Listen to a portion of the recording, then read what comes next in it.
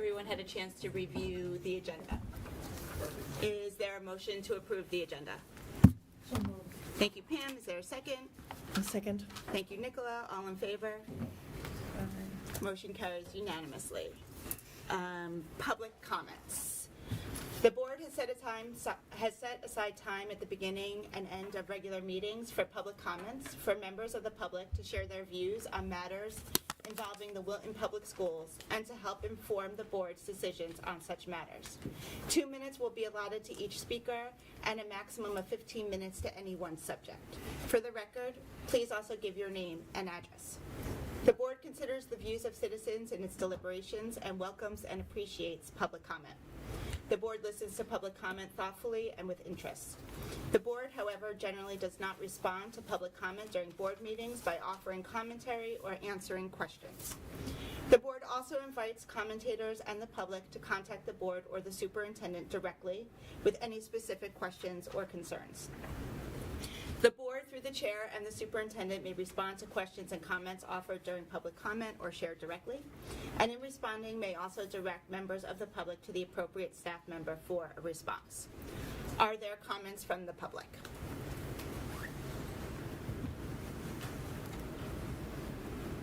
Hearing none, consent agenda. Is there a motion to approve the consent agenda? So moved. Thank you, Laura. Is there a second? Second. Thank you, Pam. All in favor? Unanimously carries. Board Chair's report. I'm going to defer my time tonight with this very busy meeting to Kevin. Thank you. I need it all. So first, thank you. So for folks sitting in the audience, for the last couple of weeks coming in and out of the media center here, one of our students' artwork has been on display, and it is absolutely stunning. And so in advance of our 7 o'clock meeting, I asked if she would come by for a few minutes and talk to our board members about her artwork. And I mean, you can speak for yourselves, but not only is her artwork just incredible, so for folks that are here tonight, as you're heading out, please stop and take a look at the table. You can't miss it. I shouldn't be surprised about this at all, but what's in her head and inspires her to create is also equally stunning. And so this piece, I didn't ask her about a title, but what she said about her inspiration is she gets worried about how people focus too much negative energy on themselves and begin to pick themselves apart, and how destructive that is. And so if you can see kind of how she's expressed that, brilliant and stunning at the same time. And so we want to thank Senior Bernie Huang for taking a few minutes and just talking about her work with us. And here's yet another example of an amazing Wilton High School student doing amazing things. So speaking of doing amazing things, what are you all doing next week? How about this? Thursday, November 9th at 7 p.m., Friday, November 10th at 7 p.m., and Saturday, November 11th at 2 p.m. and 7 p.m., you can come and see The Murder of Roger Ackroyd, produced by the Wilton High School Theater Company. So it's our annual fall play. It'll take place in the Little Theater. There's talent there is also incredible. And so we're looking forward to having a full house. If you want, you can come with me. I'm going on Thursday. I'll buy you tickets. Or you can get your own at wiltonhighschooltheater.com. Yep, I'll be there on Thursday. So. And Friday and Saturday. They double cast the production, so he's in it twice, as long as the other kid doesn't get sick. Otherwise, he'll be in it 4 times. Yeah, looking forward to it. So, thank you. It's been a great week. So I'd like you to join me in congratulating 3 of our high school teachers who have each received really incredible awards. Trish Rinaldi, one of our amazing chem teachers here, has been selected by the Connecticut Technology Council as a 2023 Women of Innovation finalist in the Academic Innovation and Leadership category for that organization. The Women Innovation Awards event is in its 18th year and recognizes women who are accomplished in STEM fields. So Trish was recognized in the Leadership Award, and she was presented with the award last Wednesday at Southern Connecticut State. Will Mandelbaum, our choral instructor, was also honored this week by the Connecticut American Choral Directors Association. He was named their 2023 Emerging Conductor of the Year. And that award is given annually to an association member with 10 or fewer years conducting experience who maintains high performance and repertoire standards and promotes choral music in the community. So Will was at their conference last Saturday and was surprised to receive that. So congratulations, Will. And finally, our digital video production teacher, Maria Brees, was recognized with the Empowering Educator Award presented by Impact Teen Drivers, which is a not-for-profit organization that raises awareness for safe driving. Recipients are selected for their efforts at making a difference in the lives of students beyond the classroom and raising awareness for decisions teens make daily while driving. An empowering educator is someone who has dedicated their time not because it's required, but because they care. So congratulations, Maria. Not bad. We also want to congratulate a number of our students, Preeti Vijay, Josie Silva, Abby Savage, Theo Satrazimus, Abigail Nishewa, Thomas Lucijan, Rory Kepner, Cece Costa, and Joshua Comiskey for being selected for the 13th Annual Young Photographers Art Show. The show received over 380 submissions from 52 schools across Connecticut. The judges selected 60 photographs out of that pool, and 9 were ours.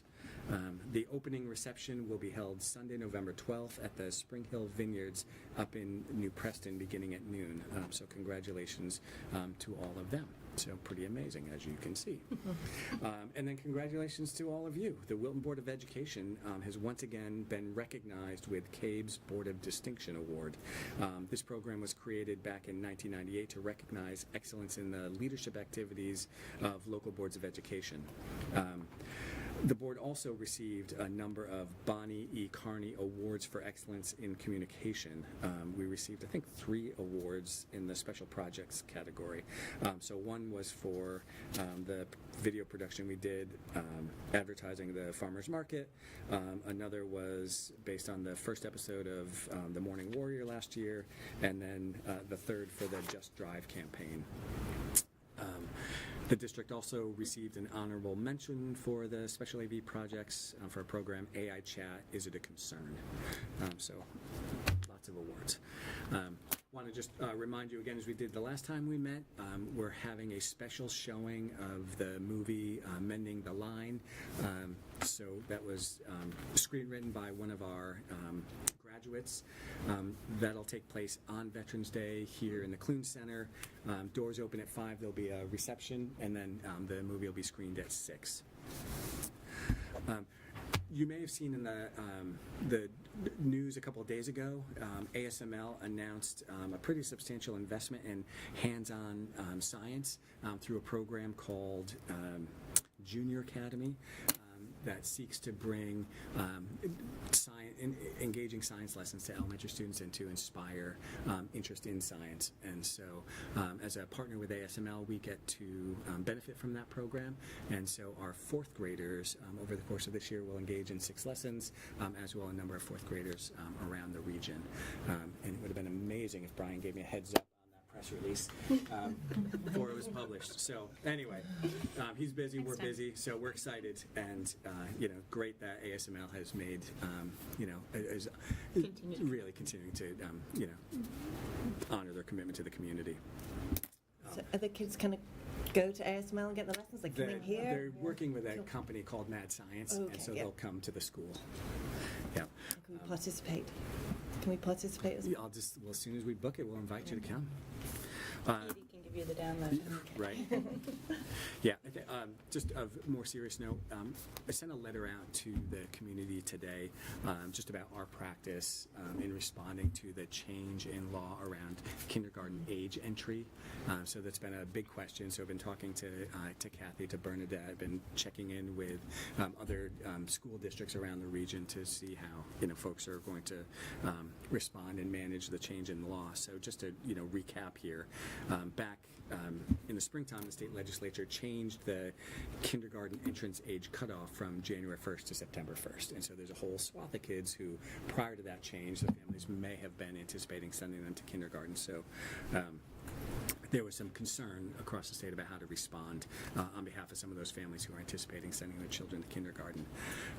In July, the Commissioner of Education and Commissioner of Early Childhood issued a joint memo to superintendents requesting that all districts honor any commitments to families that were already in place who were already enrolled in preschool for the fall and not worry about the age cutoff. So there's been a lot of conversation, among, my colleagues about how to respond. Last week, the State Department of Education issued guidance that clarified a couple of pieces of the law.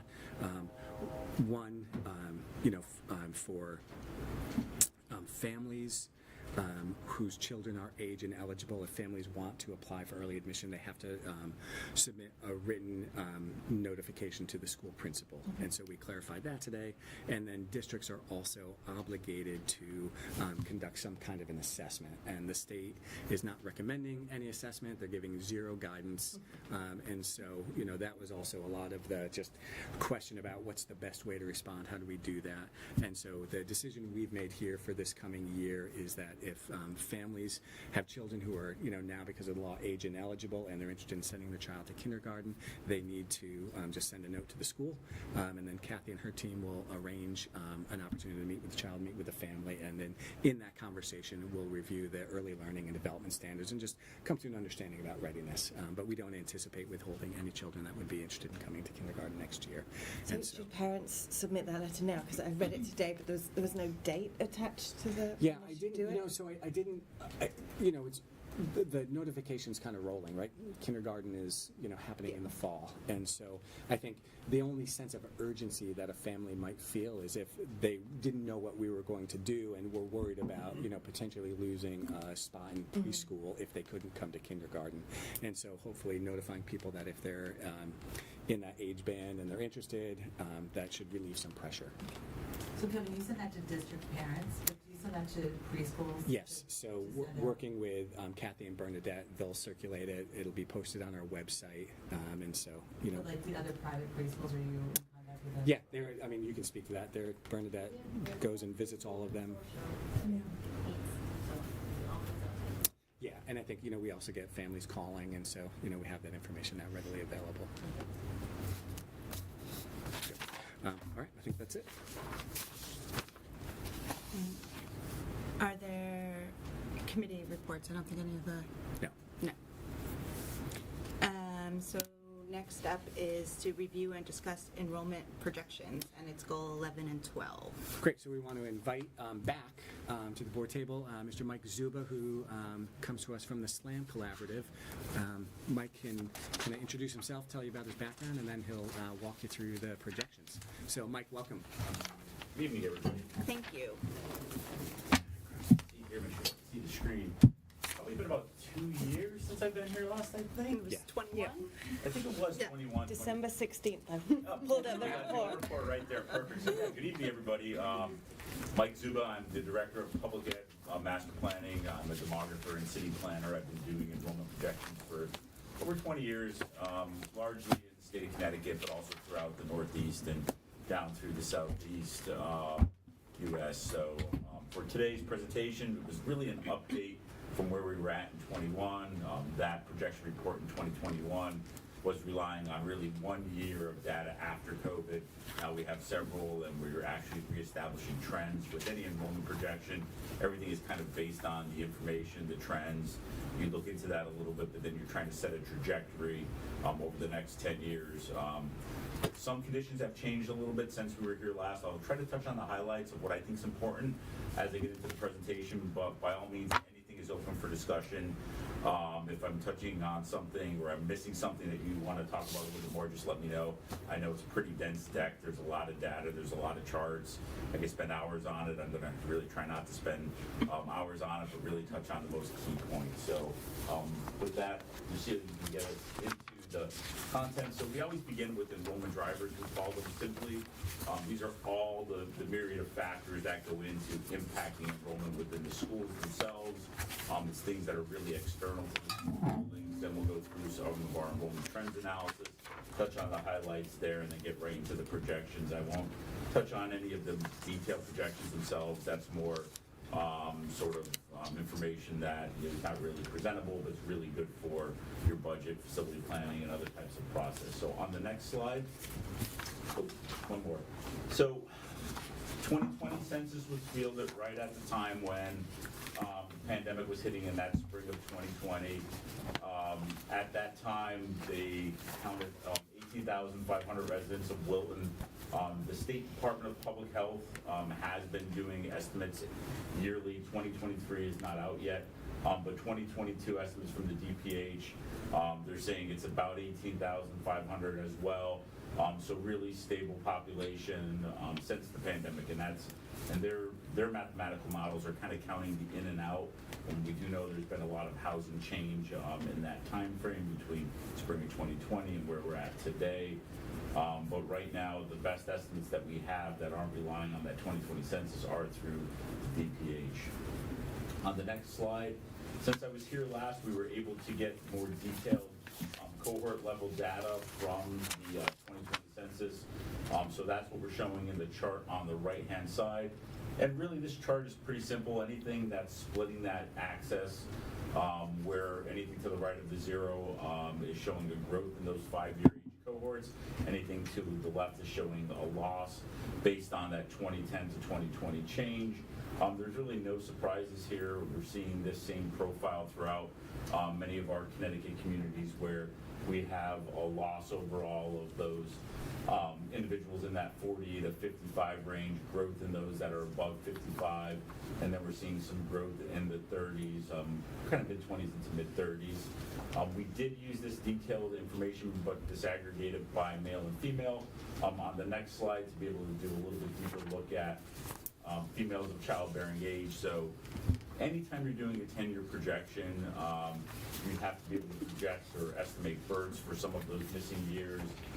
When we didn't have recent information that we have today from the census, we were doing strictly mathematical models for that. Now we're able to do a little combination of a demographic and mathematical model to get much better birth or tighter birth estimates going forward. I think one of the key points of this slide is that between 2000 and 2010, we saw a drop overall of females of childbearing age. We had also a corresponding drop in births. Over the last 10 years, from 2010 to 2020, that's been rather flat. We really kind of focus on those cohorts that have the highest fertility rates based on the information that we have, and those become drivers. So those females that are 30 to 39, those typically have the greatest impact on future births. So on the next slide, we were able to capture, and the data just came out in the last few weeks, year-to-date births getting us through September, which we can do a much better estimate for a full year of 2023. But as you can see in the chart, really since about 2019, births have been climbing each year. And what this tells us is that we're going to likely see larger kindergarten cohorts.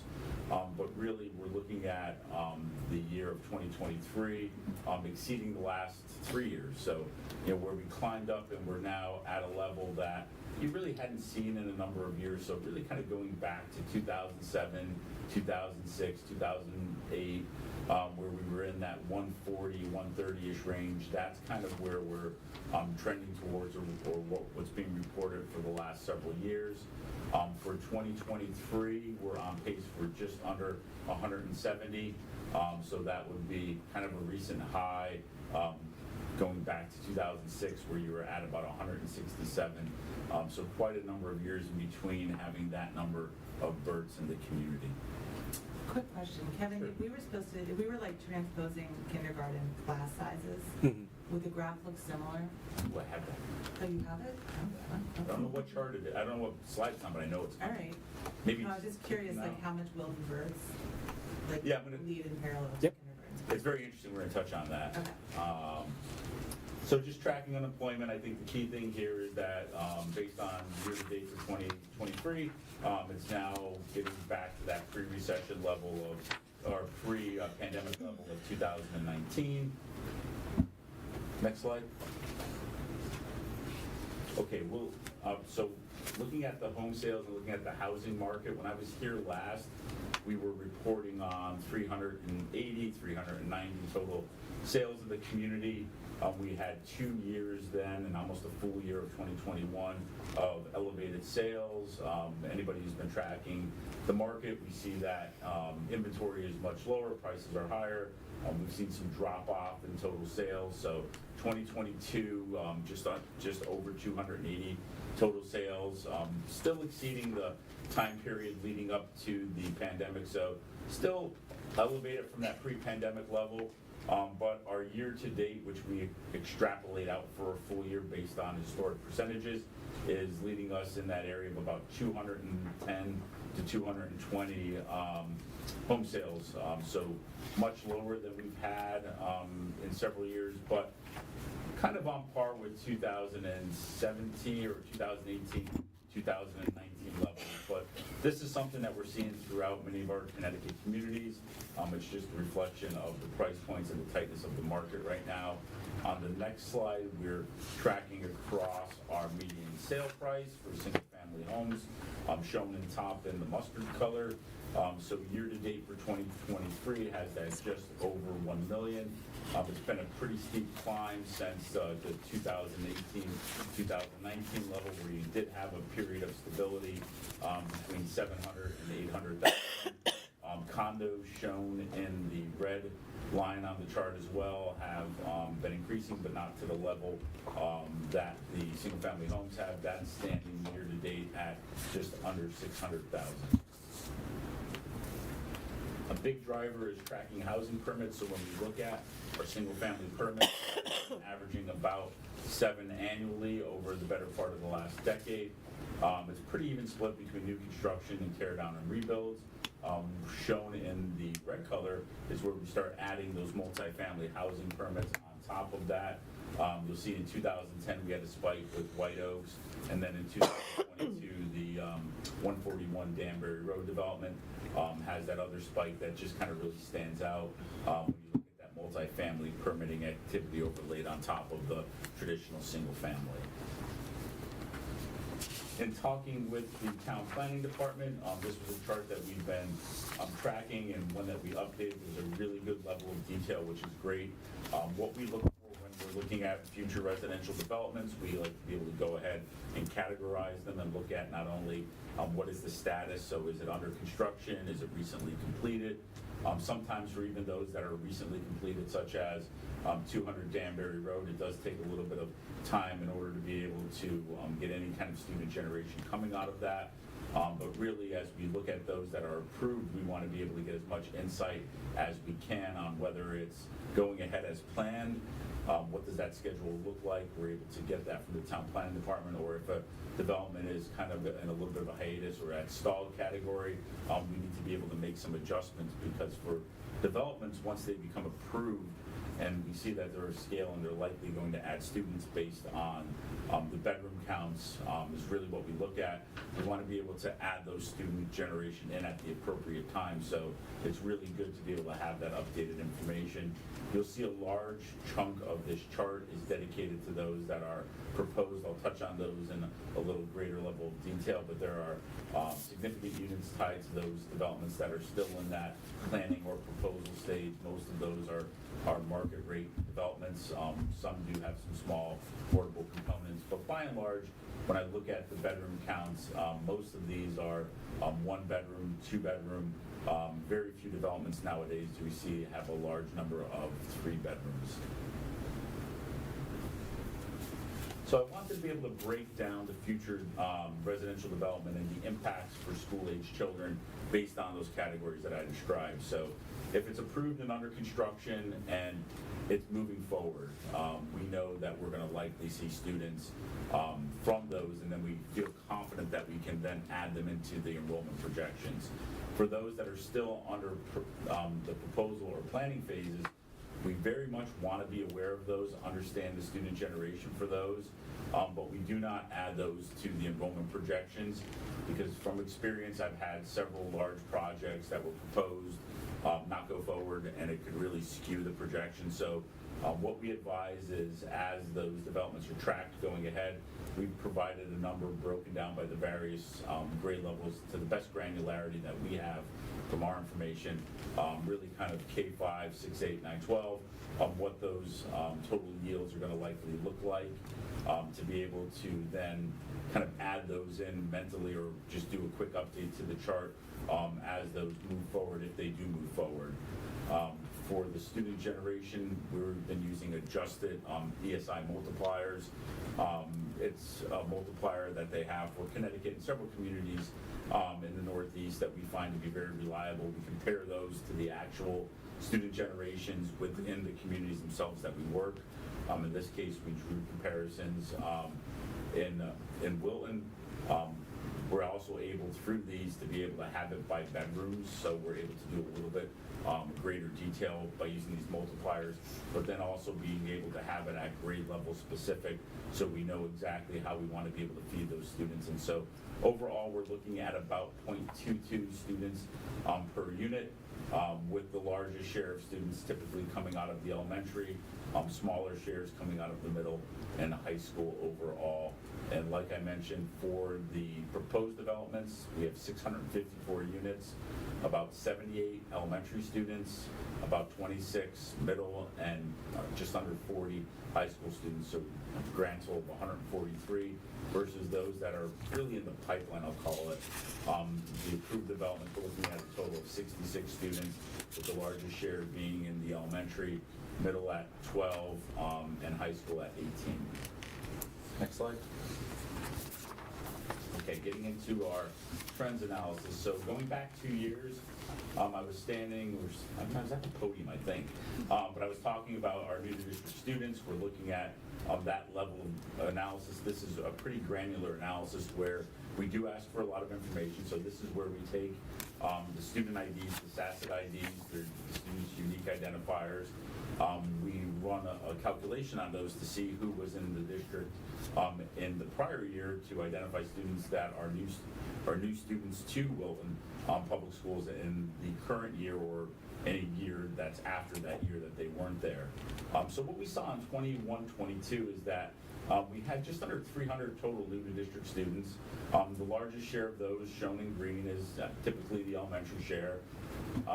It was one of those things that jumped out to us, because when we went back as part of that 22 enrollment analysis, we had looked at the historic data to establish sort of that pre-pandemic baseline, and based on the information we had about 170, 190, so about anywhere between 170 to just under 200 students in that time frame. First year of the pandemic, just under 200, big spike in 21-22. Our 22-23 had us at 226 students overall, and then for 23-24, that number dropped back down to that pre-pandemic, sort of that historic baseline level, or at least within that same ballpark there. So that tells us that as we saw the housing activity begin to wane a little bit in the last 2 years, we're getting down to not only the pre-pandemic levels of housing turnover of those homes, but also for that student immigration. Looking at the elementary schools, as I mentioned, that large spike was in the elementary grades. That was a big driver for those. And with the younger grade cohorts, typically we see as being the largest of those. So looking at the first grade and second grade as those largest groups in that year. Typically that first grade is the largest. We don't do it for kindergarten because we don't have any history of them typically in the district, so every kindergartner is just kind of weeded out and flagged as new to district, but not really counted. But what we see in the last year is that we have a little bit better distribution, matching closer to what we had pre-pandemic.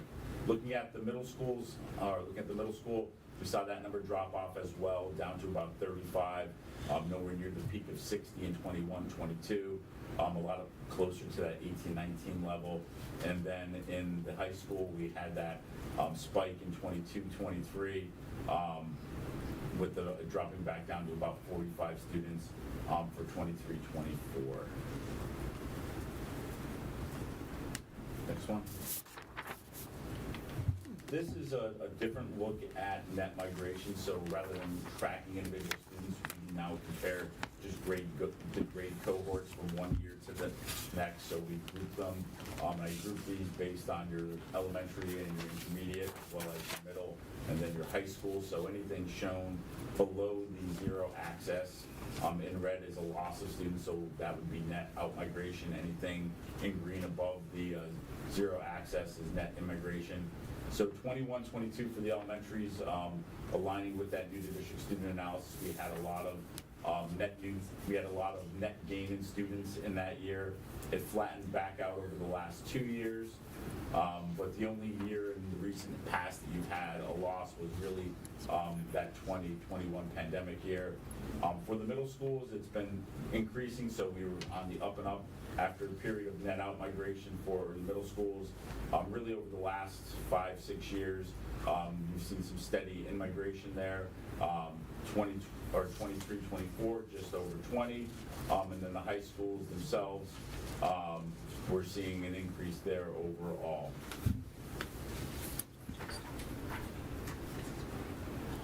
Looking at the student composition over the last 3 years, the student body has kind of stabilized. It's been becoming increasingly diverse, and over the last 3 years, it's stabilized at about 25% minority students overall. The largest growing categories over the last decade are those that are 2 or more races at almost 270%, Hispanic and Latino students at just over 100%, and Asian students at plus 26%. The state report for 23-24 officially comes out in springtime, I believe around the end of April, beginning of May. So this really just runs us through 22-23. All right, so tracking through your enrollment history, and we're showing each of your grade groupings by different color-coded stacked bar of the bar chart. I think what this shows us here, and the key point is that back in 2021, 3,723 students was your recent low. You've increased by 90 students over those last few years, getting up to this year at 3,810. As you can see in the stacked bar chart, a good chunk of that growth is at the lower grades, with the kids in Miller Driscoll comprising a larger part of that growth, where enrollment is now 855. Looking at the 3rd through 5th grade grouping, that increased as well by about 50 students from that low to 824. The middle school saw a bit of a decline from 928 to 843, and then the high school declined by about 20 students over that time.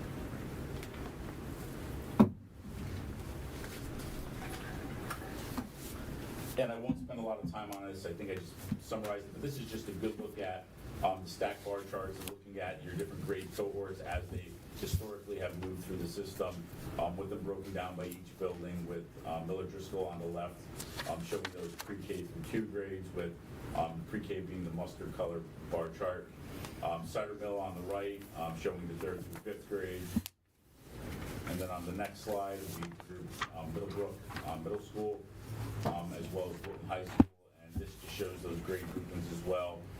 Just a different way to be able to view the data that I took a high-level summary. I will note now, based on the reporting, that we've added in, we didn't have it in 21-22, the special programs and out-of-district placements. So those special programs, including Genesis, Community Steps, as well as out-of-district placements, are within the enrollment data themselves. But as you'll see a little later on when I projected, I was able to break those programs out to provide an enrollment projection for Wilton High School itself that it's not impacted by those. So as we look at the 9 through 12 historic number, and especially in the recent past, that has all of those students included in it. Getting into our enrollment projections, we use the cohort survival methodology. It's the one, really kind of the standard for grade level projections. Where we do break from it is when we do our analysis of housing, especially housing developments. Cohort survival methodology is great, but it assumes like everything that happened in the past is exactly what's going to happen in the future. What it's silent to is when you have some permitting, especially for developments that really aren't captured in there. Those are the housing developments that I talked about previously. We add those in and we augment this methodology by adding our student generation in on top of that. You'll see where I'll talk about persistency ratios in a little bit. What that means is just when you see a cohort of our ratio based on a cohort of a 1, that just means it's the same size from 1 year to the next. 1.05 means that it grew by 5%, so a cohort of 100 grew to 105 in the next year. All right. That's all right. Be on my toes. So I'm not going to blind everybody with all the numbers going out to all the decimal places, but I want to touch on a couple things. So birth decay, right here in the left-hand column next to the year. Going back historically, your birth decay is around 1.4, 1.5. Your last several years has been elevated. That's where we begin talking about immigration, especially through housing turnover in the housing market becoming a much larger factor. This is a big factor in what we're seeing, especially for those kindergarten cohorts. So in 22, 23, you're at 2.2. So for 100 births, simply put, 5 years prior, you were at 220 kindergartners roughly 5 years later. So that's a big change versus what had happened in the past. We also use a variable birth decay, which isn't a static birth decay, where we have really it's a regression formula that we've developed a relationship between the births, the housing market, as well as the kindergarten class in order to be able to more accurately project K. We've also seen over the last few years, and this is just our total estimates of migration, so looking at grades 1 through 7 collectively versus 2 through 8 the next year. 21, 23, you grew by 4.8%. The last 2 years, it's been stable at 3.1%. Going back in history, you've kind of had some variability. Our recent historic average is 2.5, so you have been above that. That can be attributed to numerous factors, including those new residents moving into the community. Our grade 8 to 9 transition, so as we look at that, the student body in 8th grade moving up into 9th grade, it's above 1. So historically, where we've had a number of years with a loss of students transitioning from 8 to 9, we're now seeing a net gain. So we're seeing additional students moving into 9th grade that presumably weren't there in 8th grade. And then we're also seeing an increase in our persistence ratios for 11 through 12 as well. Quick question, the middle number, is this a ratio of total births to that year? And the far right is the percentage growth? The far right is the percentage growth of 1st through 7th versus 2 through 8. Got it. And what's the middle? The ratio is? The birth decay is births 5 years prior. 5 years, got it. Yeah, it's lagging. And you'll see it on the next slide, I think is the one that you were asking about. So we've been tracking now, looking at that birth decay over a number of years and basically breaking down or estimating what part of the kindergarten cohort was born in the community versus not born in the community. 23, 24, we're estimating that about 46% of the K cohort was not born in Wilton. 22, 23, we had a much larger percentage, and that's where we had that very high birth decay. So when you have a birth decay that's above 1, it tells us that we have an immigration factor on top of that. So at some point in time between that birth year and the start of kindergarten, we had families move in with children in tow. So that means you're going to see a much higher birth decay. So that's when we have this adjustable birth decay that we've been using, and it's been very successful for doing year-to-year projections. But historically, over the last 10 years, it's been about 47% is comprised of children not born in Wilton of your kindergarten class. When you compare going back to, say, the early 2000s, say 20 years ago, you can see the blue bars are predominantly larger. It was just really a different effect of people moving into the community and having children once they've established themselves in the community versus now. And really over the last 10 years, families are more apt to move in with children in tow. Bless you. Thank you. You're welcome. So projecting out, we need to be able to project out births through 2028 in order to be able to have kindergarten classes out to 2033 in a 10-year projection. So we ran 3 different models, and it feeds into our projections where we do a high, medium, and low. We're showing that our high model is going to average about 170 births over that next 5-year period, ranging from about 159 to 177. Our medium model is gonna average about 150 from 140 to 152, and then our low model or our pessimistic model is gonna average about 135, ranging from 130 to about 140 birds. All right, Kevin, you did a great job leading into my kindergarten assumption slide talking about the change. But I think the key point, I won't touch on stuff that was already touched on. Next year's kindergarten class, if you were to follow the legislation exactly, you have an 8-year birth eligibility window versus a 12-year birth eligibility window. So like even going forward after next year, you're still gonna return to that 12-year eligibility window, except it's just gonna be different months are gonna count towards it. So what we've been doing in order to project, really next year is the big question mark to us, because mathematically we can do stuff after, we can make adjustments to what we've been doing for years, because we've established a good methodology, and now we have a change, but we've worked in other communities that run the September 1st in different states, so we're very familiar with that. So with the 8-year window, we wanted to be able to analyze over the last 3 years how many students fell into that 8-year window, or fell into that 8-month window. So anybody who is those really September to the end of December, turning 5 within that window, we want to get an understanding of what that percentage looked like over the last 3 years. So we developed that, and then we basically did our regular enrollment projection, and we applied that percentage to it, and we found that there's going to be about 32 kindergarten students we're estimating for next year that should fall in that window. And not knowing the direction or the parent choice of am I going to seek an exception or a waiver, we built in some assumptions because we do demographics and we love assumptions. So our high model assumes that 80% of the students or 80% of those kindergartners within that window would be apply for and be granted exceptions. Our medium model assumes about 60%, and then our low model assumes about 40%. And that's of the 32. Yeah, so as this becomes a greater awareness in the parent community, because I know some may know about it, some may not know about it, but as you get closer to registration, there's 32 students. So I think that's the number that we're going to be looking at about. And it may, with anything, it's a projection. So it may be 30, it may be 35, but that's kind of like that window that we're looking at based on the historic average. So we want to be able to capture that.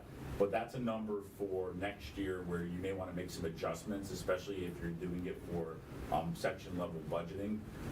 So just be aware of that in our projections, that we did make some assumptions on that. And we also, in several communities we're working in, our assumption is that you may see an increased demand for pre-K. So we added 10 additional pre-K seats versus just using the recent historic average for next year, knowing that may be an additional requirement there, just based on students who may fall in that window in order to be able to meet that readiness requirement. On the next slide is where we start really talking about our traditional assumptions. So we added housing multipliers in for those developments that are already under construction, approved, or recently completed. Those that are still in the planning or proposed stage, we did not.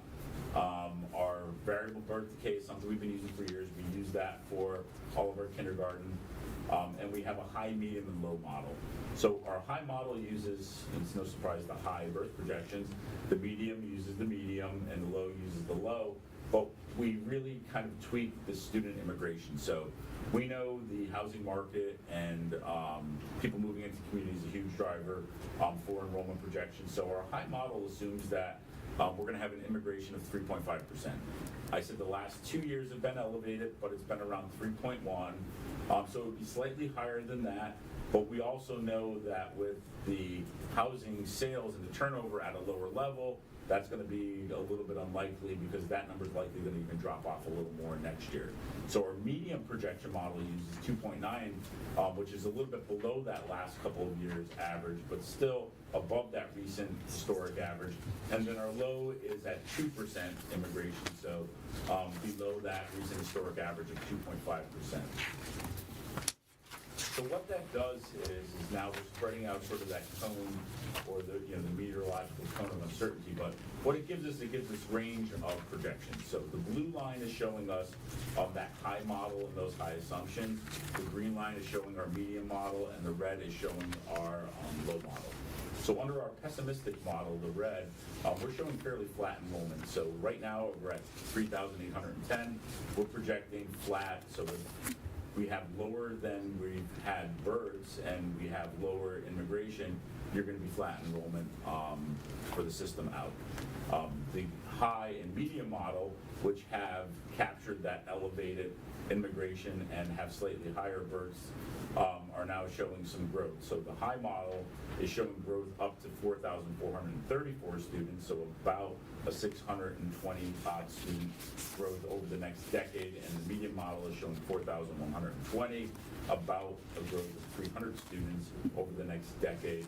And that's capturing a lot of different changes that could occur in different market conditions, and that's why we developed those three different models. But I think one of the key points is as you begin looking in the near term, so those next 5 years, just striking the line up and down on that 28, 29, you can see where the range isn't as far apart for all three of those models, where we have the high model just barely crossing that 4,000 student threshold, the medium model right around that 38, 3,900, high 38, low 3,900, and then that low model just really basically having a flatter line across the board.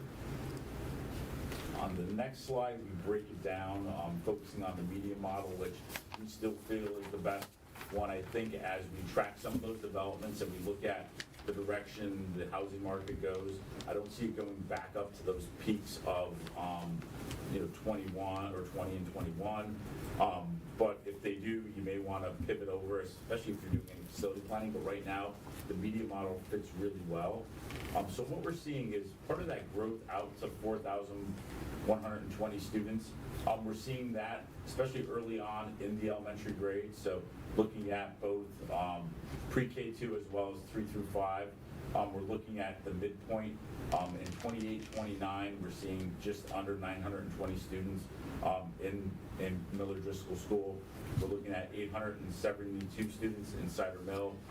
Looking at Middlebrook, we're looking at 950 students, so a growth of about 100 is projected within that window, or actually 940, growth of about 100. And then the high school is projected to decline over the next several years, really reaching that low point at about the midpoint 28, 29 of 1,140, and then have a bit of a rebound. And what that really is there's some smaller grade cohorts still within the system. They're going to just matriculate up and through into the high school. So they're feeding kind of into that. You're graduating some larger cohorts, you get replacement with some smaller. So you start to see that until you begin really hitting this 3-year window where you're in your mid 1100s, and then you get back to an enrollment of very similar to where you're at today overall. And this is just really a more detailed look at each grade level grouping, building by building, so you'd be able to track those different cohorts in a more of an easier manner of showing the stacked bar charts and trying to do it with just a regular table. But really looking at Miller Driscoll to get to about 920 students from the projection midpoint on, and really kind of stay at that level for the majority of the projection horizon, versus looking at Cider Mill, where we have pretty steady enrollment over the next several years, especially when we get up to about 25, 26, when we're 880, 890, we don't really see some of the growth of those cohorts begin taking over more than 1 or 2 grades there until we get to 20, 30, 31. And that's where we start to see some of those larger cohorts, especially from the birds that I talked about earlier, start moving up into the 3rd through 5th grade. So looking at about a 960 student enrollment there in the latter half of that projection horizon. And then on the next slide is Middlebrook. So we're looking at fairly stable enrollment, bless you, over the next several years, averaging anywhere between 840, 850, and then we start to incrementally increase, and then we get to a point where we begin right about the mid 900 enrollment, so anywhere from 940 to 930 for a large part of the projection horizon, really kind of stable enrollment in that part of the projection. And then in our last year of our projection, we're just under 980 students. And then on the high school, I mentioned that we're working towards that dip at the midpoint.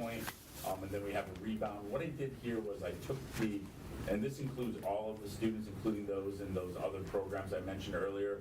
I was able to disaggregate those. I just took a historic average of what it's been over the last several years and backed those out in order to get a total number for Wilton High School, so that you'll have true grade level and total enrollment there, should you need that for any kind of staffing, budgeting, or facility planning there. But looking at Wilton High School itself getting down to about 1,100 students at projection midpoint, and then bouncing back up to just over 1,242 students towards the back half of our enrollment projections. And then with that, just our general takeaways, I think I touched on almost all of these. I think, yep, the median projection we see as the most likely, but I think just keep the other ones in mind, especially if you don't plan on updating projections for 3, 4, 5 years. You'll be taking a look at what those conditions look like and determine if you're still using them for planning purposes, what that's going to look like. Is housing sales back up? Are we seeing those developments coming to fruition? Do you want to make some adjustments there? Or is the housing market still staying at a more subdued level? And then maybe that, especially in the back half, leans more towards that lower model. With that, I'll turn it over to the board if you have any questions. I'm comparing, as you're talking, I'm comparing this report with the one from 2 years ago, and what stood out to me was for the 2030-31, the number of students we're expecting then is 200, just a shade under 200 more students than we were anticipating 2 years ago. So they're coming and they're coming faster than we anticipated 2 years ago. We definitely have more information than we had 2 years ago, so that was a big part of it. Plus, we definitely were able to dig a little bit deeper into the newer developments, have some more detail there, and then it's the birds. We've seen the birds have upticked. Yeah. And when you talk about a bird decay of between 1.8 and 2, and you have 30. Yeah. That's a lot. The birth You data. yield a lot. When the birds go up, you almost double that with kindergartners, right? Just simply looking at it that way. So yeah. We completely overshot the high projection from 2 years ago. We've surpassed that. So, Kendall, when we look at buildings and we put together the 10-year plan, how much of this do you put into like overall capacity in our building? Yeah, I mean, just given the historic enrollments we have, I feel very comfortable that we have capacity. So are there in the any classrooms. buildings that you're feeling are like creaking at the edges? No, because we have, where we've had like excess classroom space, we've given it over to instructional coaches or to others, and so, Miller Driscoll, when we've had cohorts, we've had to reclaim some of those spaces, but I'm not at this point. There's nothing in these that would worry me today.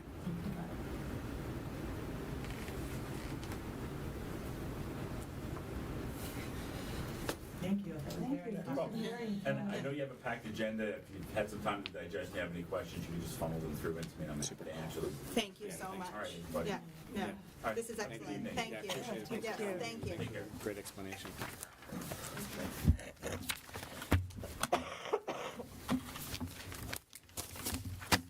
I'm just thinking out kind of something this comprehensive every couple of years. Rick? Yeah, I mean, Yeah. we might want to do it annually for the Yeah. next few, just as, Just- the housing starts are, kind of underway. Right, yeah. Does this cost come out of our budget? Hmm? This is like added as a line item in our budget? Yeah, it's budgeted someplace, but we budget annually. We budget Ellen when we've used her, so it was a standing. No, I just didn't know if we had an annual or like every 2 years, like the projected budget is for him to be able to do this more. Yeah, we got a good deal this year, so.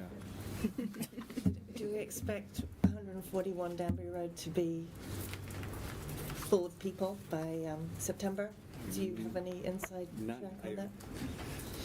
No, we'll have to just watch and see what happens. But I think all the more reason why, you just heard, a professional who has, gone into great detail to help us understand what the next few years could look like. And so I think it's in our interest now to keep that information fresh. We need to know, because I was around in 2010 and I remember the sudden influx of second graders that appeared from nowhere. Yeah. Mhm. So, I'm sorry, I have to go. See you later. Guys.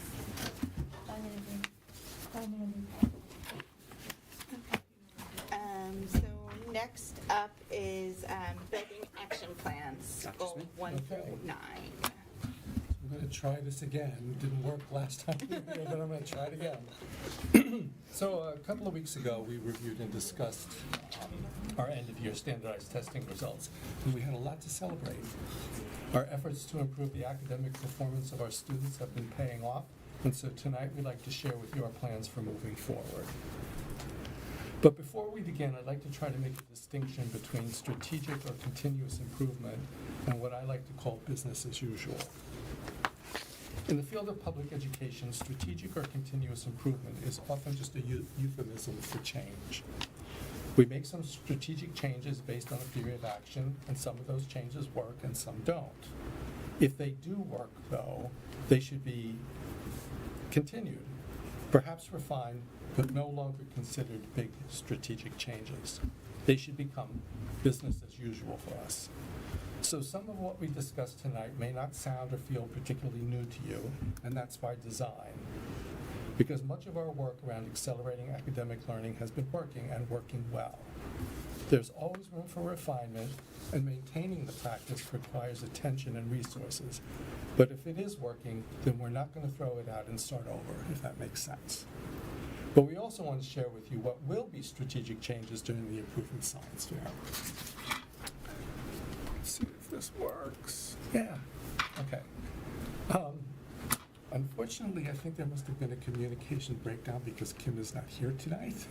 But maybe we could have her come back and share Sure. the wellness part of it. I'm going to go over the action plans for academic improvement, and that's going to be pretty much business as usual. And then we'll move into the continuous improvement science fair, studying high quality instruction.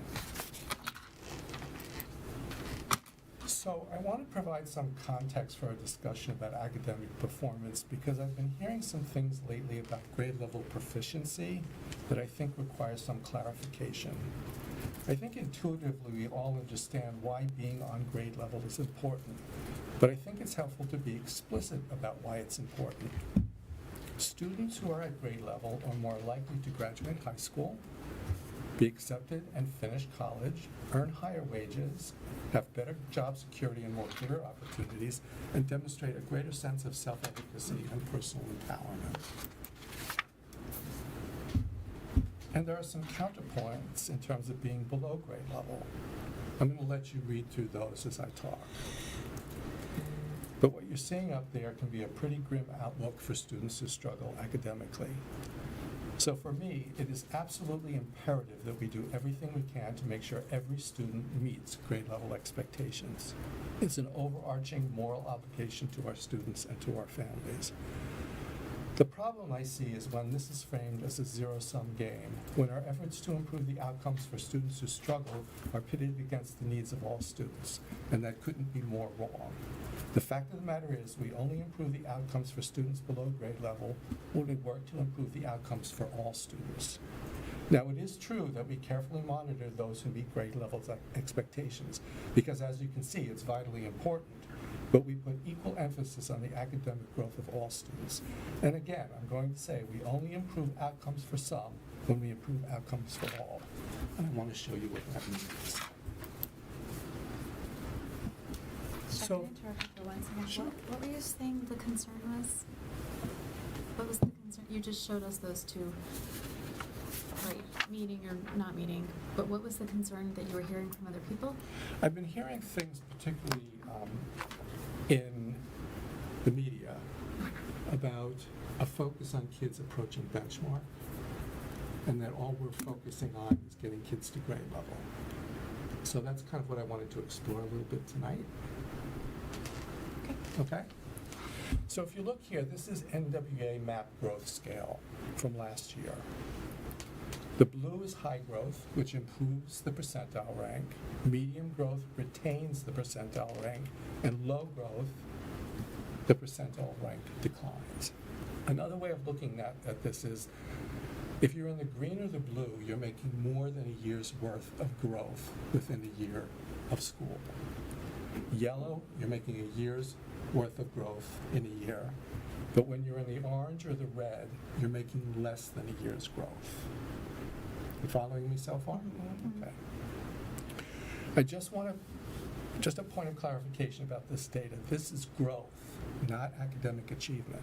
And it can sometimes be confusing because we use the same color coding. So for instance, you may have a student whose academic achievement is at the low end, but may be showing high growth, which would put that student in the blue growth zone. And vice versa, a student may be high achieving but show low growth, which would put them in the red zone growth, the red growth zone. Again, we're talking about growth here, not achievement, but we're now going to take a look at how growth affects academic achievement. And I pulled out some growth data from one grade level at each of the lower schools, the middle grade. Okay, so if you look here, these colors represent average growth for each classroom from last year, fall to spring.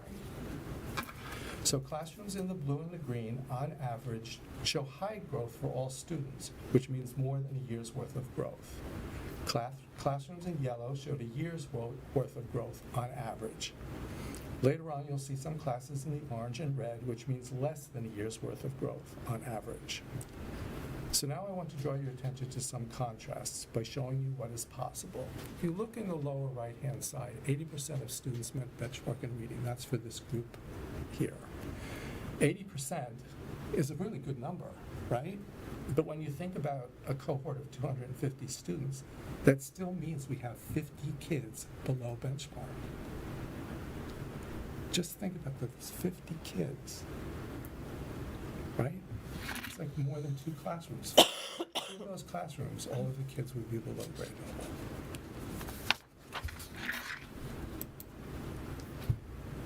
Here's what would have happened if there had been more consistent high growth across classrooms. 86% would have made benchmark, and we would have reduced the number below benchmark to only 35 kids. I'm calling this the desired growth profile. This is my dream growth profile, which reduces the number below benchmark by half from our current state to 25 students.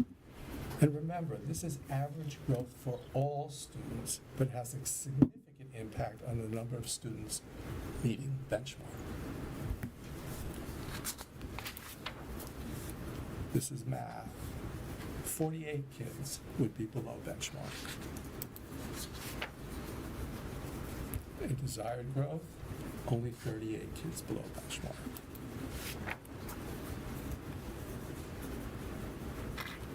Sorry. There we go.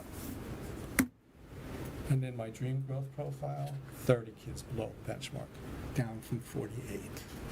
That's a 38% improvement. Here's fourth grade in reading, 60 students below benchmark.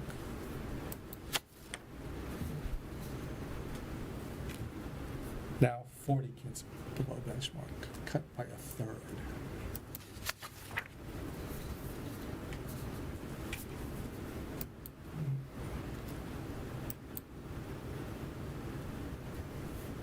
Okay, I think I went over one, but that would have cut down to 28 kids from 60. Math, 98 students below benchmark. Desired growth profile, 65 kids below benchmark. Now we're down to 52 kids, down from 98. Middlebrook, reading, 55 kids below benchmark in a cohort of 290. Down to 35 students, down to 29 students from 55. Math, 64 kids below benchmark. 46 kids below benchmark. My dream, we'd only have 38 kids down from 64. So my point here is simply that when you increase growth for all students, we get more students to benchmark. We do monitor the number of kids who meet benchmark because it's important that we get kids to benchmark. But we should not characterize a focus on getting kids to benchmark as not meeting the needs of all students. And we can do it that way. Can I just make one comment regarding that? We've talked about this in the past. Part of this is how it is communicated to our parents, right? When it comes out and it shows that your kid meets expectations, and sometimes our parents feel like our kids are being challenged or not challenged, and when they don't see a ton of growth, within their own kids, that's when you get comments about parents feeling like, oh great, we've got expectations and now everybody's happy. So I appreciate your model, and that's great, right? I mean, that would be amazing. And we should be striving for that because all of our kids should be able to read That's right. at grade level and do math at grade level. I mean, that should be, to me, that should be a given. That should be what we expect, not our dream. Like, that should be it. And I understand that, right, it's not always going to be possible, Right. but I don't want, maybe I'm not being clear, but I think there's a little bit of a discrepancy between what you're thinking and what you're showing us and what we're hearing. Okay. I do think we need to recognize that the statistics I'm talking about are averages. So within a class, not everybody grows at a high level, right? But what I'm talking about is that if we can get to the point where the average growth is at a high level, most students will move forward. I can also tell you that in general, when you look at the history, we grow our kids in the green and the blue really well. What we're not doing really well is growing the kids who are in the orange and the red.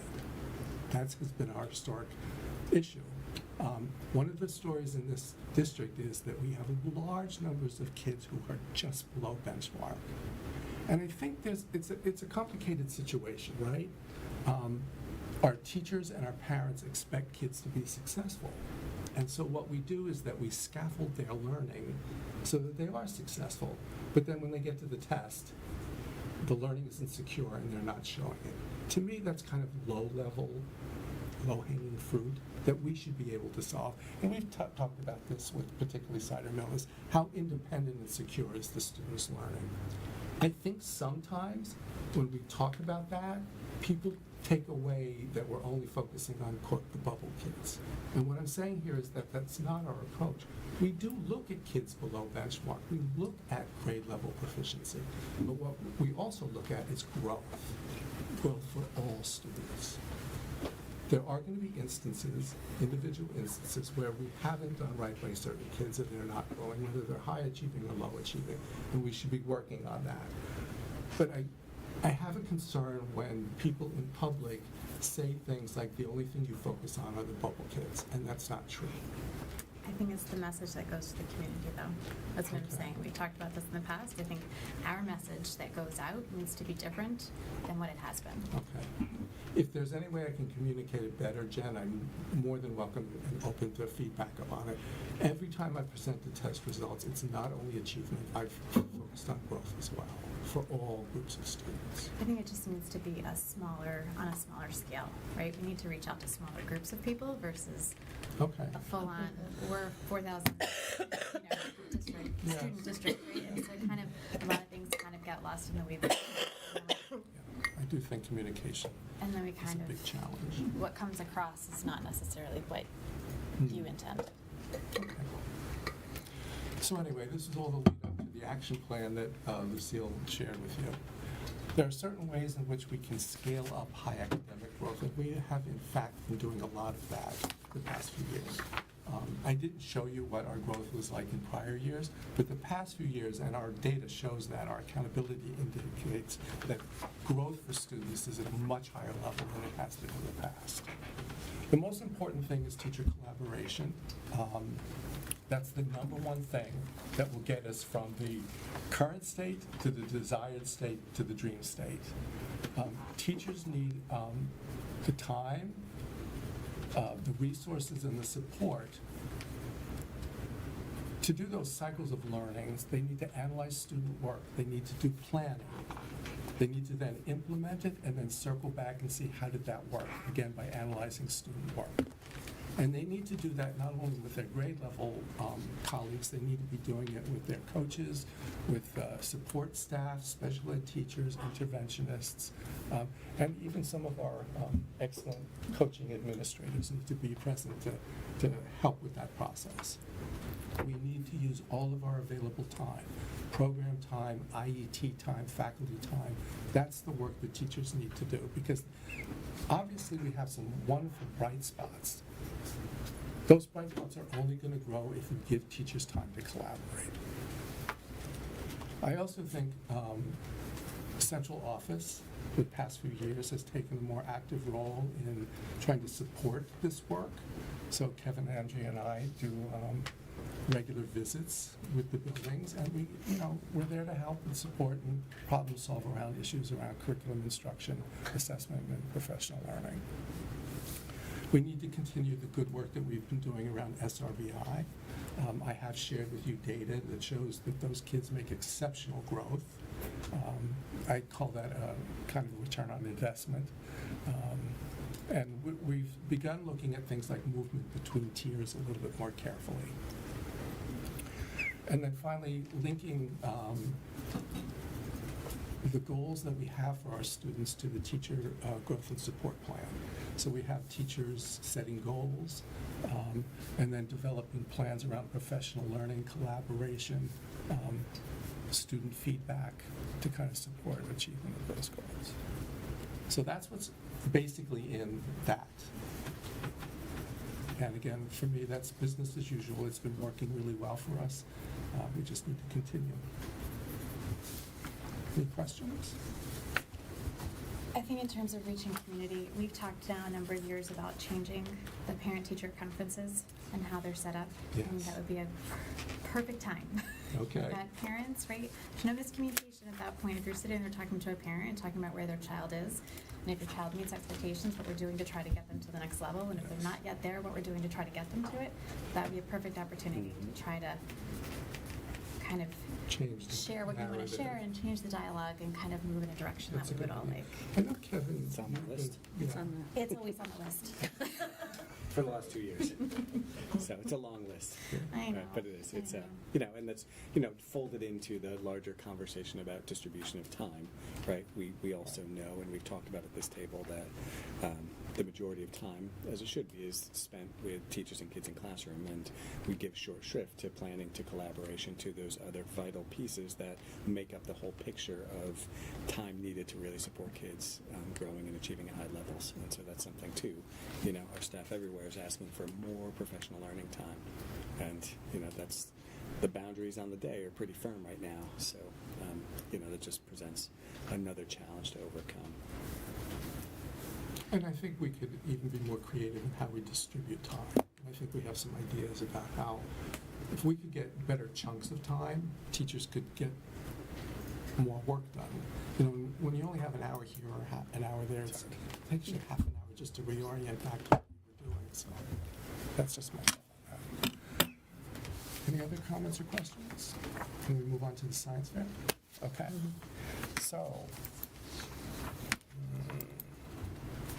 all right, continuous improvement science fair. Our work with the Partnership for Educational Leadership focuses on bringing the research from improvement science, which is used extensively in the fields of medicine and social services, into the public school environment. In a moment, I'm going to go over what that looks like. But first, I just wanted to remind you of the framework for accelerating learning. We began using this during the pandemic, and given the urgency we were facing at the time, we implemented it in its entirety, which is not the best way to implement anything in education. But as I said, it was an urgent set of circumstances. So we are now using a more disciplined improvement process to focus on specific components of this framework. This year, we're honing in on academic task design, since that is a prerequisite for teaching responsibly and scaffolding learning, as well as supporting student self-efficacy. And this is the process that we're following based upon improvement science. You'll notice on the up, kind of to the left,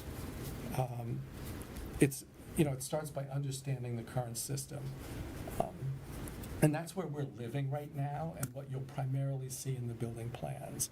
Once we feel we have a good understanding of task design and the system that either supports it or doesn't support it, we'll move on to the other components, focusing collective efforts, generating ideas for change, and then engaging in cycles of learning.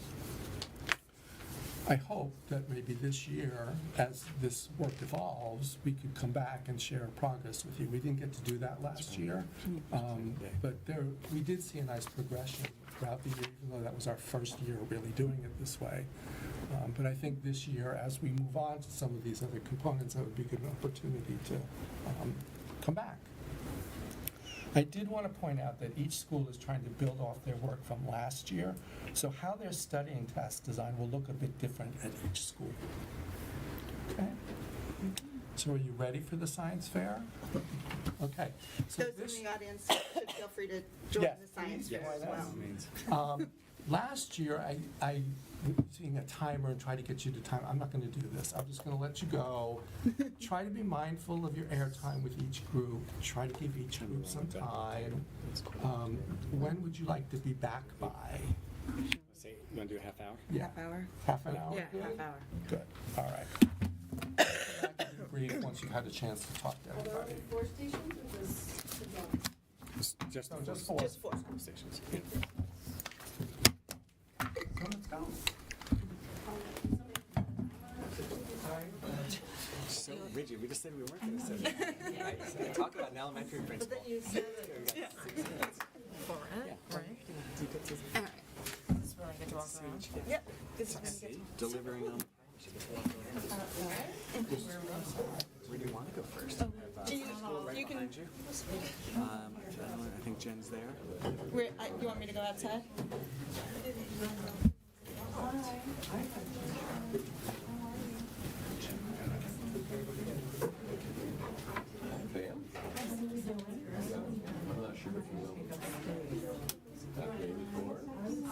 Marco, you met before me. Josh came and introduced himself.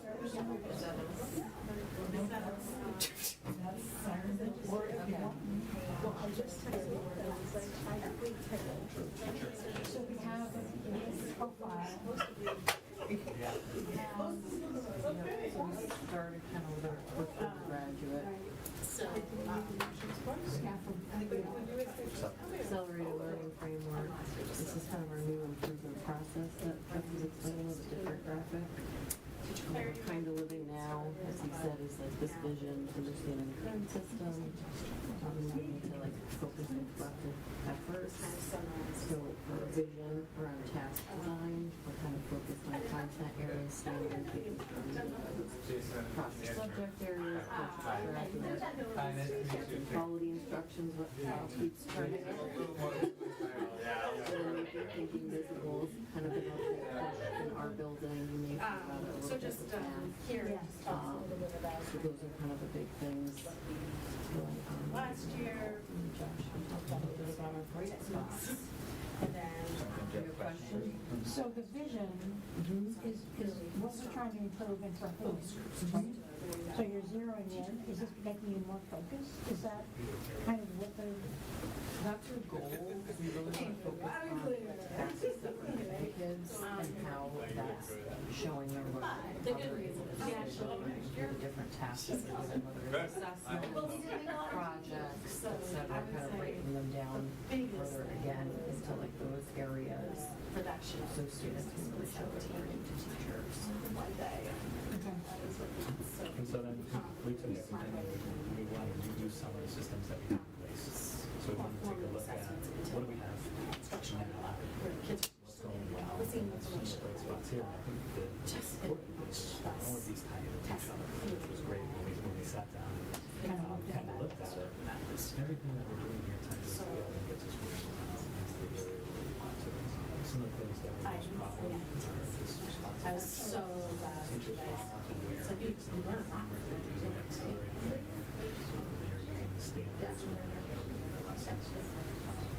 The other thing that, that's why I got this here, because, Instruction is just leadership team.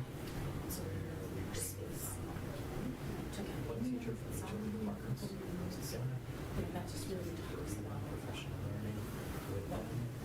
They're doing things that they're sharing tasks. this kind of gets, you're still sticking with the same problem practice, which is kind of a, student agency piece, but how like I said, The instruction approaches with the task design, so, to shut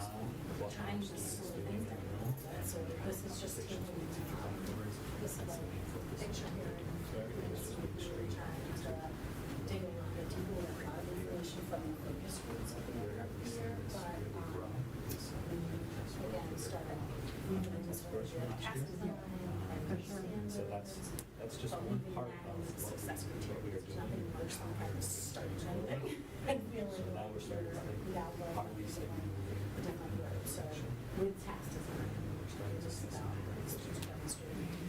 So your teachers, so are the teachers buying into this?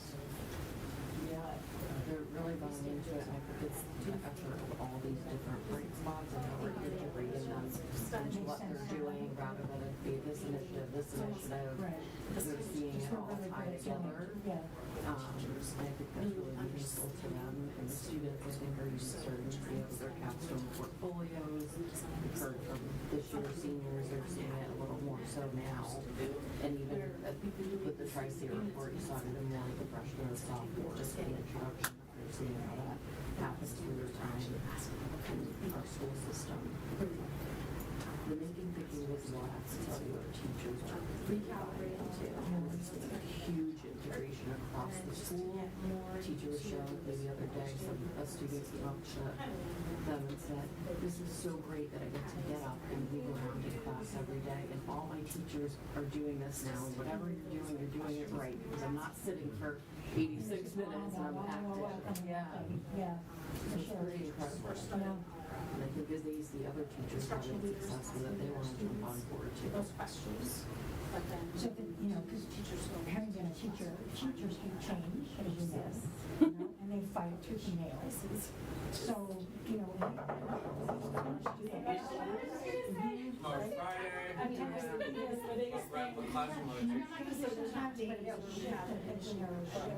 Yep. So it takes, there has to be a persuasive argument for that as well. Yeah. So your argument is going well, I'm assuming. I think so. I think instructional teachers are a huge asset for our teachers too, and how they're on the ground floor with them and really getting in there. You're all done? That's all that. Math. Victoria, who really is North Department, kind of does the deals, and she's in the work on making thinking visible. And she can kind of bridge between us and the teachers and moving the work forward. You guys are doing great things, because go beyond the shows and your schools and the shows and just in kind of where the school is, you know, as a school. So you are doing, it's just, So this is what's coming next, so. check this out, it's kind of like fine-tuning. Yeah.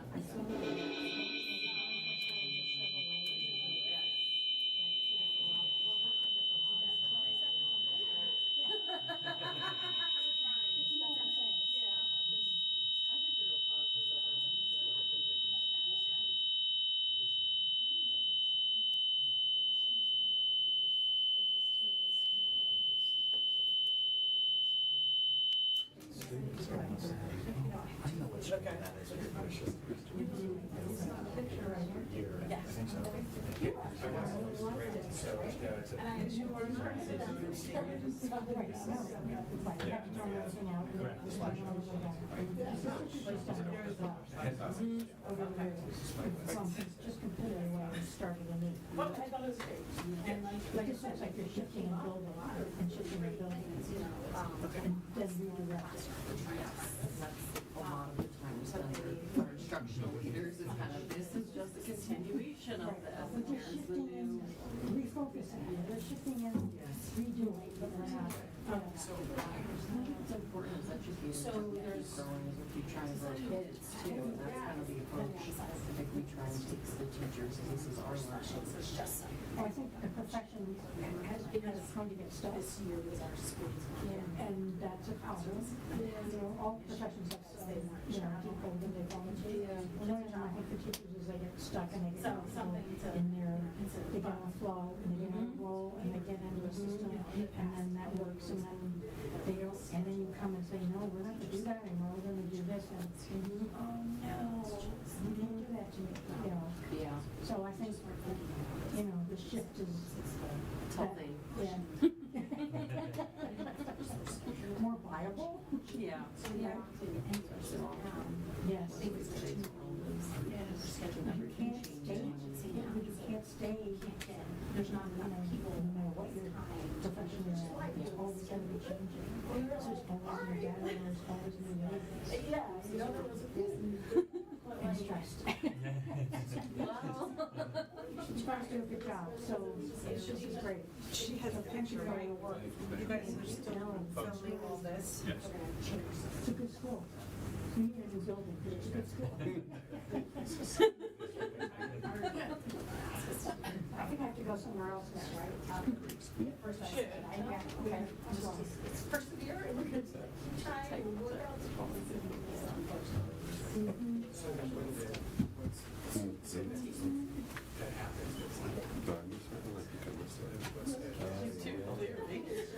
I think everybody thought that was a little silly when you go out those kids. You know what I mean?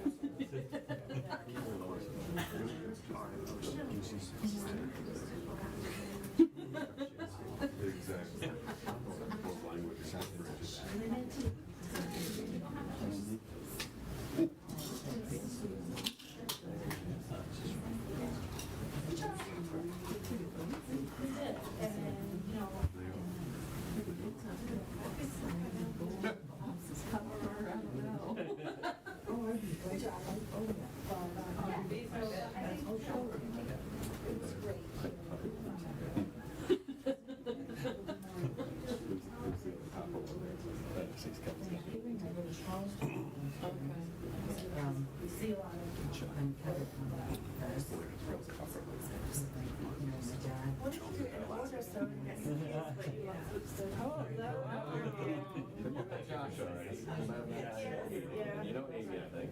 Oh, yeah. All right. So right now, I'm playing. Well, we practice and then we're improvising. So we're just really trying to deepen our current learning. Focus on the accelerated framework. basic working graduates. When you're retired.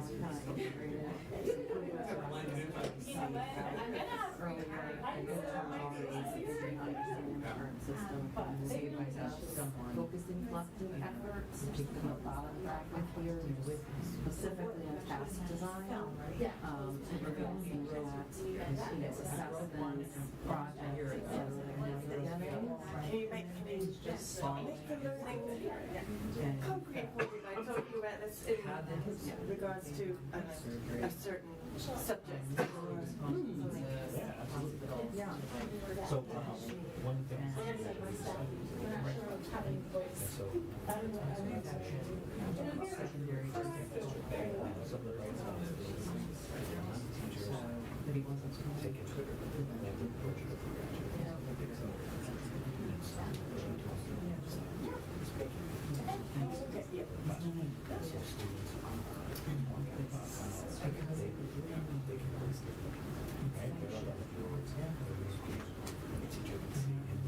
what's happening. And be able to make adjustments. As they're going through time, so they are responding.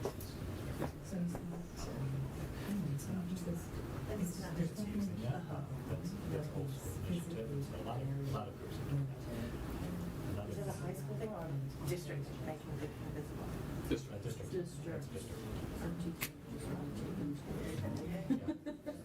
Especially on that.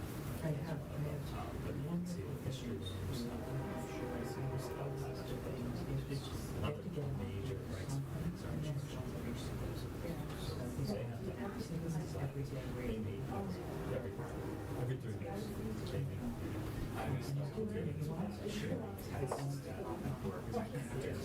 Take a mid-semester break so that the other departments as they go through those tasks, they're able to see what types of things they did down, why was that successful, what understands, what students say about it, and then they're bringing it back.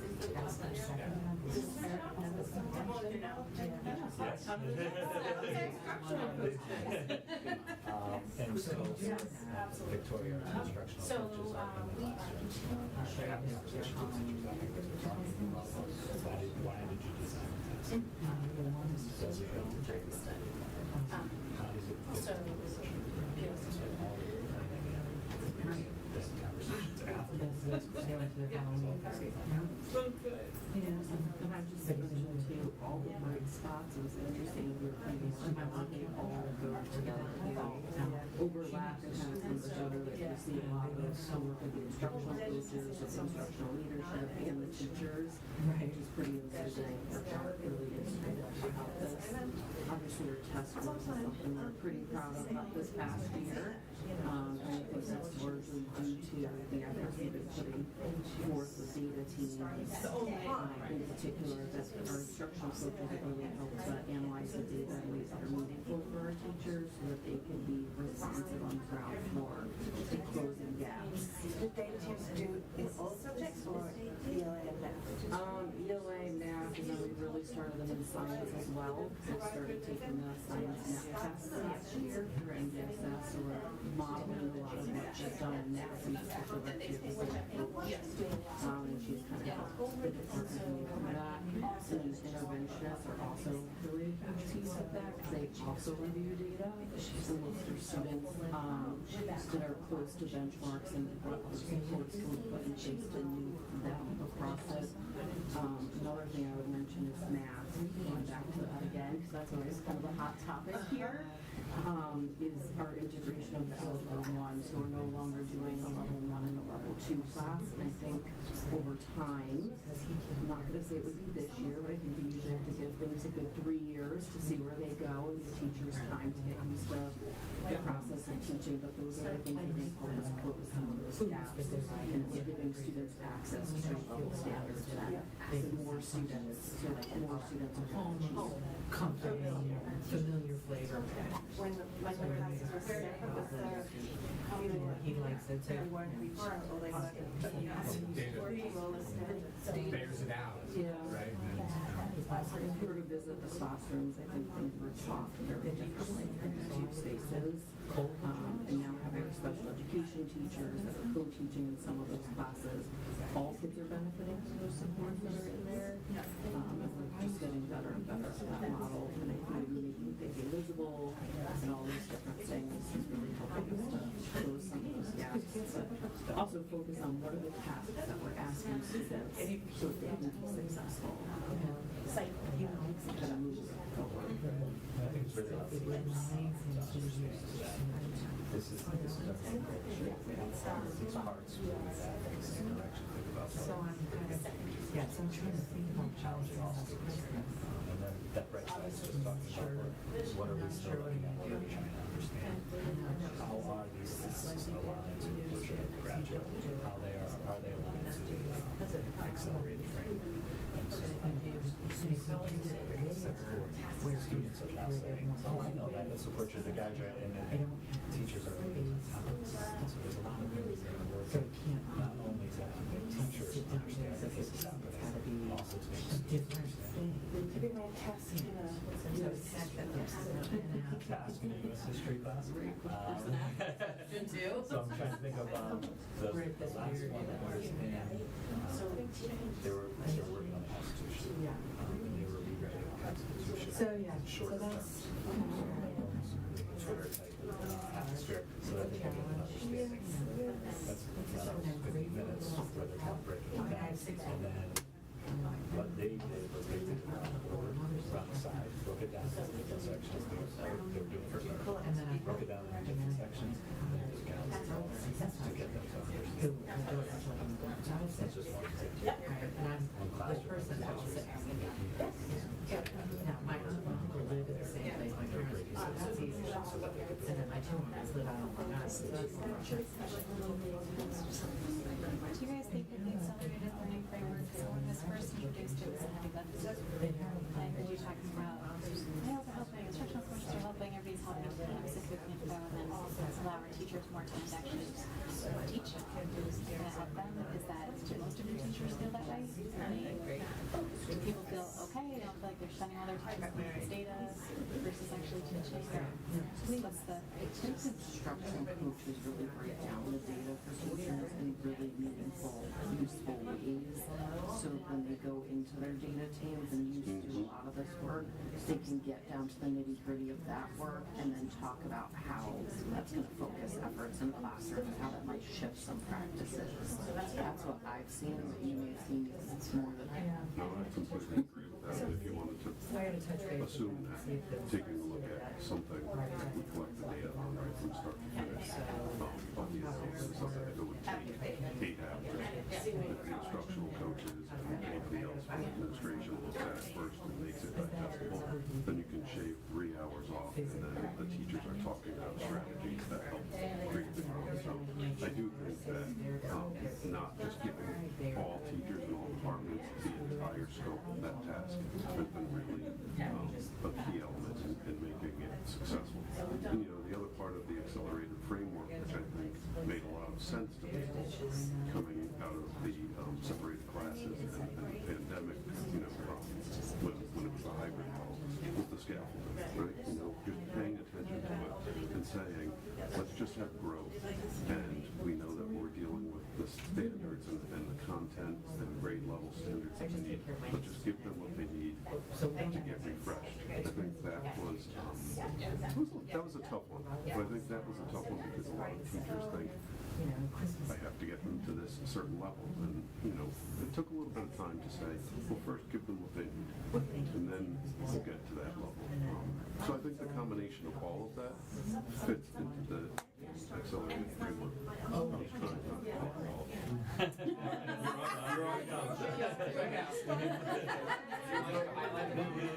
when it goes, it goes. So we're trying to. No. That's a good question.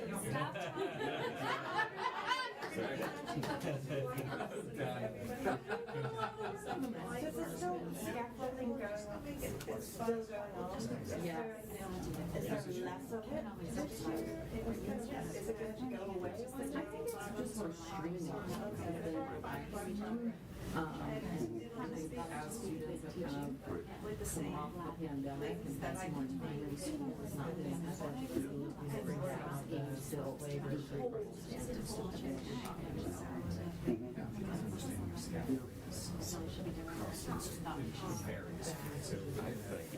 think your question started out with how teachers are feeling. I think we need to be scaffolded.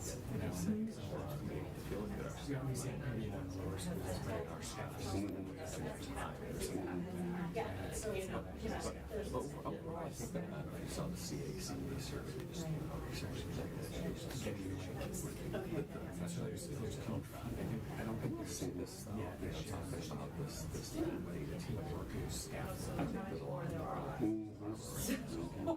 of the work they did that again, the coaches and really Brian and Trudy did a lot of the pre-work to make it efficient. Yeah, they got to the point now where do you see feel like you're getting suspension? Great traction. Wonderful. What great test scores. Especially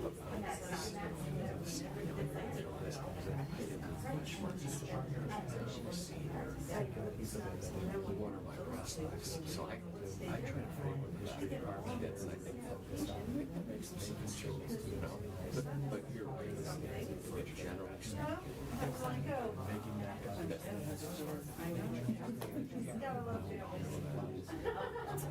so you have to where to push a little bit, where to pull along, where to just walk along and guide them. We're very sensitive to the overall morale and feelings and stuff. Thank you. We're really trying. Oh, Our colleagues.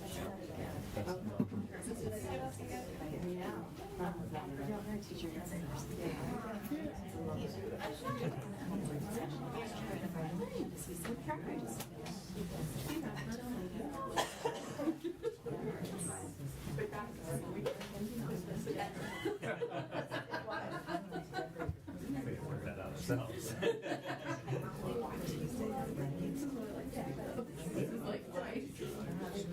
You were definitely. Oh, I rather than fill out voluminous forms for meetings that come down more for conversation.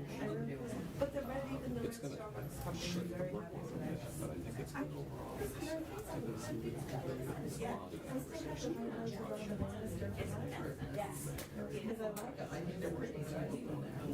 some teachers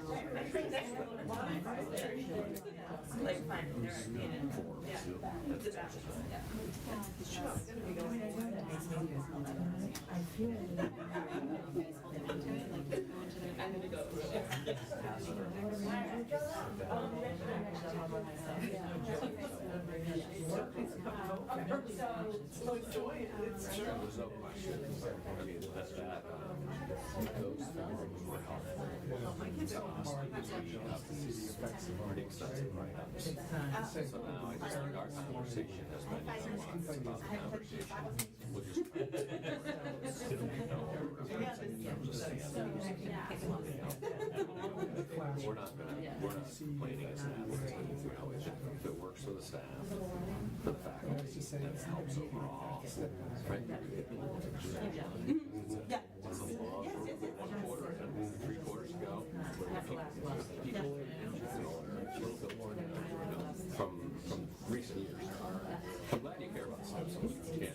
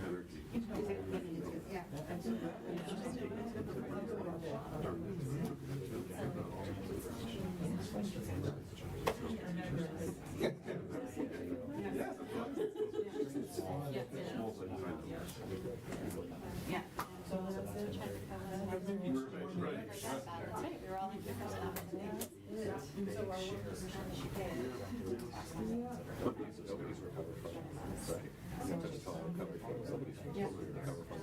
I think about it sometimes. It's almost like, did that really? We just guided the staff through that for you. That was a real adventure. Thanks for hearing. Yeah. Yeah. I know that we try a lot of our conversations around that too. How do we make it manageable while still having, really conversations? We're spending a lot of time with all our team meetings. And one of them said the other day, I never knew all the machinations with to try to support staff in this and what goes into making decisions that are fit good in the order, but also keep in mind you've got the term I use is fresh lights on the court. So we're really cognizant of it.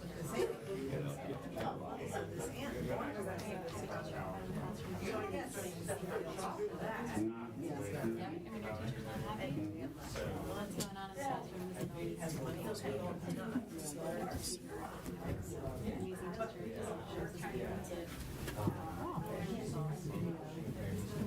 Joy helps.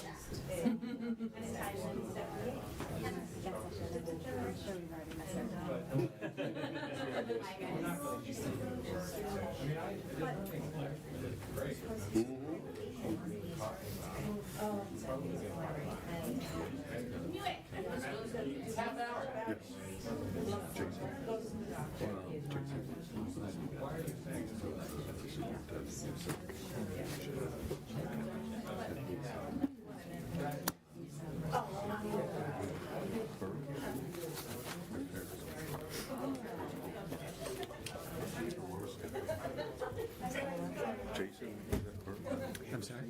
Jason Bluestein. Yeah. He's the principal in Fairfield. So doing his 093 internship.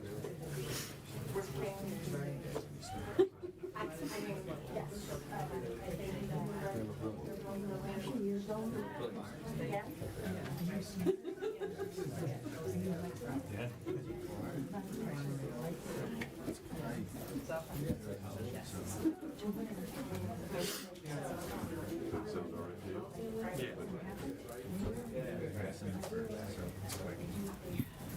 And then it's done. We should not be happy. So who's gonna say no? Should we debrief? We should. Yeah, let's bring people back when they're ready. And That was fun. yeah, right?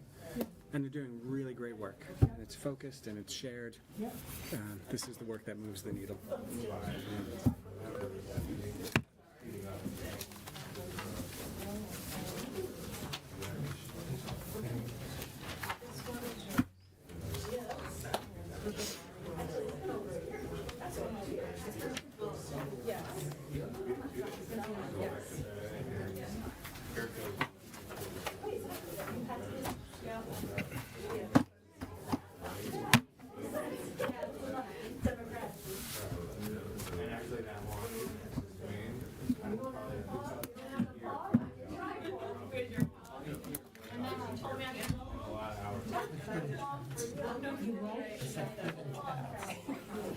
Yes, yes. That was a very thoughtful presentation. This is sort of spot on. You know, when we do get that, we get that a lot. Like, we don't focus on like the highest performing kids, and that is, it's an unfair. When you step back and look at the whole system, it's an inaccurate criticism. There are a couple of women in this town that are just in the DNA, and I don't even know how to change it. Because they've been doing it since I've lived here, and I've lived here a long time. And the high kids get attention, the low kids get attention. It's not true. And then that whole It's a complete myth. nothing. Right. Even categorizing kids that way is inaccurate. I know. Right? I'm just saying that Yeah. that still rolls around. No, I hear it. I hear it too. I don't know how you change it. I don't either. I fight it, and I go, that's not true at all. Oh my gosh, that's good. Yeah, I'll try to. They- Do you want to put up some of this stuff? Why don't we? You want to push off? You want to push Yes. this off? And Does that sound okay with you? That's perfect, because then Because you don't when we have a bring fully it up, fleshed out yeah, well, yeah. I'll have a Yeah. complete set. Yeah. Do we have to do each 6141 individually, or could you make a motion for all of them? Yeah, I think you could batch them if you wanted to. I think that's Okay. fine. Okay. You just name them right in a Right, single yeah. motion. Name them and then. I'm sorry I laughed so loud, but it was really funny. You're my weapon cap. Over the pod. It's always on the list. Okay, next year, they get their own. Their own night. No. To all of them together, but no enrollment, no. You were fine. You were part of it. I just mean like, Yeah, I know it's tough. You wanted a bell? right? I feel like this is the same thing happened last year, right? It was such a cool. Jen was I happy. do this again. Yeah. I do this again. Are you ready? Or are you just saying? No, I am just too. a- I'm taking If there's a way to push some of our other things to different meetings, right? So we can really focus on you guys and them. It I goes. just feel like you're the most important. I'm already working. I do, I write really my do. to-dos, Right, right? and them, and like hear about what's going on for Let me this see year, how what the changes are, what they're working on, whatever, like, and then I feel like we don't ever hear it. I'm sorry? We would know them better. We would have a better relationship. So, yeah. It's always nice to Despite see being a hot mess, I'm well where the organized. action. Right. All right, folks, ready to, we got everybody back here? Chuck, how hard is it to like snapshot their things and send them to us? So we're going to push that to the 16th. Yeah. Yep. I feel like we put all their time putting it together. Can I have a motion to table review and discuss budget assumption and goals to our next meeting? So moved. Can I have a second, please? Thank you. All in favor? Aye. Unanimously approved. Moving on to possible action items. Policy Policy 6141, Yukon ECE Spanish Intermediate Composition. Is there any further questions or discussion? Is there a motion to approve? So moved. Thank you, Laura. Is there a second? Second. Thank you, Pam. All in favor? Policy 6141, Yukon ECE French. Any questions or discussion? Does anyone have any questions or comments about any of the courses? Are we allowed to group them? Yes, we You are. just make a single Okay. motion, Yes. name them. Okay. So I move that we move and approve, hopefully, AP Psychology, Area Studies, AP Computer Science, Cybersecurity 1 and 2, AP Research, In French. all in one motion. Second. Right, you made the motion? Yes. Second. And we all, All in favor? aye. Aye. So now someone has to move. I just moved to combine them. Okay. Okay. So I move that we approve Yeah, those courses. and make a motion that we approve all this. I just did that. Oh, So you I'll can second it. then. I second it. All in favor? Very efficient. It's a first step. It's 3 policies. I just want to make a note that we have discussed and approved the mental health task force on here, but that was already approved this spring. Okay. So we're, There's nothing to do with There's nothing to do with it. okay. Discuss and approve policy 3541, transportation. Any questions? Is there a motion to approve policy 3541, transportation? So moved. Thank you, Nicola. Is there a second? Second. Thank you, Pam. All in favor? Unanimously approved.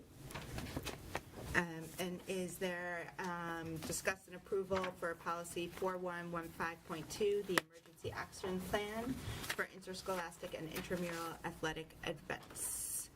Is there a motion to approve? So moved. Thank you, Jen. Is there a second? Second. Thank you, Pam. All in favor? Aye. And finally, a motion to approve new policy 4115.4, exertional heat illness awareness for intramural and interscholastic athletics. Is there a motion to approve? So moved. Thank you, Jen. Nicola, I'll take you Second. as second. All in favor? And that brings us to future board business. There is a Board of Finance meeting on November 14th where discussion will be had on whether or not they give guidance on budgetary guidance. Also, not listed but newly added on November 15th, there will be a quad board meeting discussing the facilities review. And then on November 16th, we will be having our regular meeting, and prior to that, we will be having a community conversation on the budget, and we will send out notice to the community on that in the next day or so, and that will start at 6 o'clock. And then a regular meeting on the 14th, and then again on the 11th of January, and that'll bring us to budget presentation. One question. There's a November 30th meeting on the calendar. Are we no longer having it? Oh, it just got, it's just an oversight of the list. Okay. So there should be. So we are. So there should be a November 30th. Yes, November 30th meeting. Lots of November meetings. Yeah, and I think There's only one in December, I checked. We're sending you out with a bang. I think I'll talk to Ruth a little bit more about this, but just looking at the kind of the next round of agenda items, we might want to shorten dramatically the November 16th meeting and just give that over to the community conversation. I'm anticipating there'll be lots of questions and feedback, especially after the facilities plan discussion the night before. And so we just might want to spend time doing that. But more to come on that. Are there any comments from the public? Hearing none, it's 8:55 and the meeting is adjourned.